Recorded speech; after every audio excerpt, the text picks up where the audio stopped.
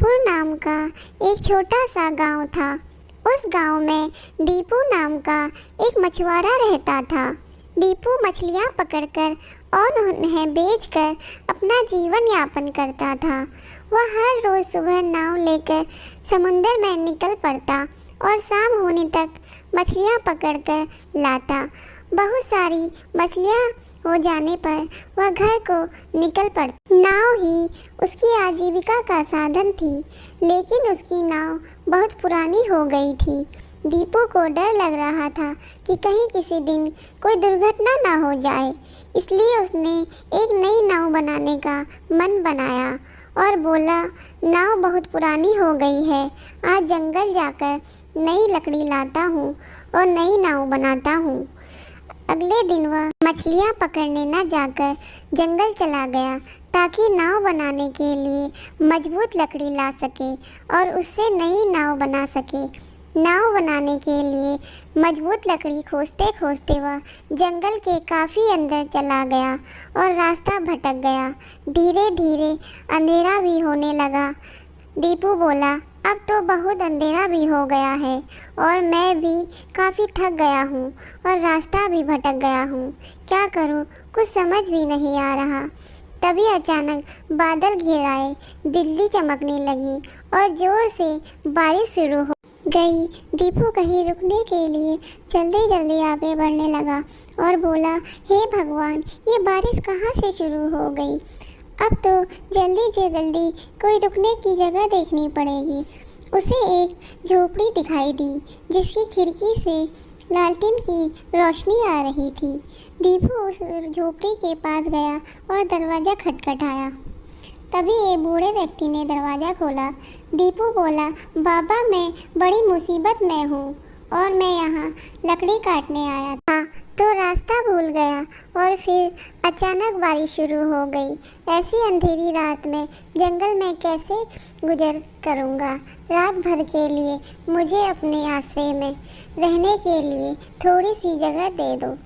बूढ़े व्यक्ति ने कहा, अंदर आ जाओ। जब दीपू घर के अंदर आया तो उसने देखा उस घर में एक बूढ़ी औरत भी रहती है। उसने अनुमान लगाया कि वह उसकी पत्नी होगी। उसने बोला, प्रणाम माता जी, कृपया मुझे अपने घर में एक रात रुकने के लिए आसरा दीजिए। लेकिन बूढ़ी औरत ने उसे कोई उत्तर नहीं दिया और एक कोने में खाना बनाने लगी। वह व्यक्ति ने कुछ देर बाद चटाई बिछाई और उस पर दीपू को बैठने को कहा। दीपू चटाई पर बैठ गया। कुछ देर बाद बूढ़े व्यक्ति ने दीपू को खाना दिया और स्वयं भी खाना खाया। खाना खाकर दोनों सो गए और दीपू भी सो गया। दीपू को पूरी रात नींद नहीं आई। उसे कुछ आहट सी हुई। उसने देखा एक बूढ़ा आदमी आराम से संदूक की ओर जा रहा है और बूढ़े आदमी ने उस संदूक से टोपी निकाली और टोपी पहन ली और बोला, गिली गिली छू, उड़ जा तू। इतना कहते ही वह बूढ़ा व्यक्ति गायब हो गया। धीरे से वह बूढ़ी औरत भी संदूक की ओर बढ़ी और संदूक को खोल कर देखा और उसमें से टोपी निकाली और पहन ली और बूढ़ी औरत बोली, गुली गिली छू, उड़ जा तू। वह भी गायब हो गई। दीपू यह सब देखकर आश्चर्यचकित रह गया। उसने सोचा, इस संदूक में क्या है। उसने भी वह टोपी निकाली और पहन ली और बोला, गिली गिली छू, उड़ जा तू, और वह भी गायब हो गया। उसने खुद को एक महल की रसोई में पाया। दीपू ने देखा कि वह बूढ़ा आदमी और औरत भी वहाँ थे और एक कोने में बैठकर खाना खा रहे थे। वे दीपू को देखकर आश्चर्यचकित रह गए। ये कहाँ से आ गया, हमें यहाँ से जल्दी निकलना पड़ेगा। वह आदमी और औरत ने जल्दी जल्दी खाना खत्म किया और वहाँ पे रखे सोने चांदी के बर्तनों को एक बैग में भरकर टोपी पहन ली और बोले, गिली गिली छू, उड़ जा तू, और वह गायब हो गए। अब देखकर दीपू आश्चर्यचकित रह गया। उसे खाने की बहुत खुशबू आ रही थी। उसने सोचा, पहले खा लेता हूँ, फिर यहाँ वहाँ की चीज़ें देखूँगा। उसने खाना खाया और वहीं पर सो गया। उसे गहरी नींद आ गई और सुबह होने तक सोता रहा और उसे पता नहीं लगा कि कब सुबह हो गई। तभी वहाँ राजा के सेनापति आ गए और उसे देखकर हैरान रह गए और उसे बांध कर राजा के पास ले गए और उसे राजा के सामने प्रस्तुत किया और बोला, महाराज, आज हमने इस चोर को पकड़ लिया जो सोने चांदी के बर्तन चुराया करता था। बर्तनों की चोरी इसी ने ही की थी।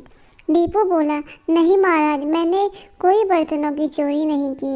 यह गलती मेरी नहीं है, मेरी गलती नहीं है। चोर तो एक बूढ़ी औरत और एक आदमी है। मैं उन्हें ढूंढते ढूंढते यहाँ आ गया।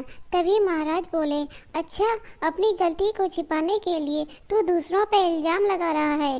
सेनापति, इसे ले जाओ और बाग के खंबे पे जला दो। तभी उसे सेनापति उठाकर ले गए और एक चौराहे पर ले जाकर खंबे पर बांध दिया और उसे जलाने की तैयारी शुरू करने लगे। वह डर के बोला, प्रयास किए मरने से अच्छा है बचने का एक प्रयास कर लूं।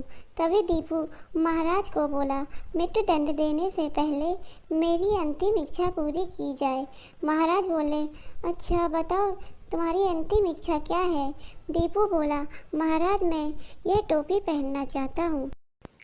उसने देखा कि वह अपने गांव पहुँच गया और वह बहुत खुश हुआ, लेकिन उसके हाथ पैरों में रस्सी बंधी हुई थी जिसके कारण वह चल नहीं पा रहा था।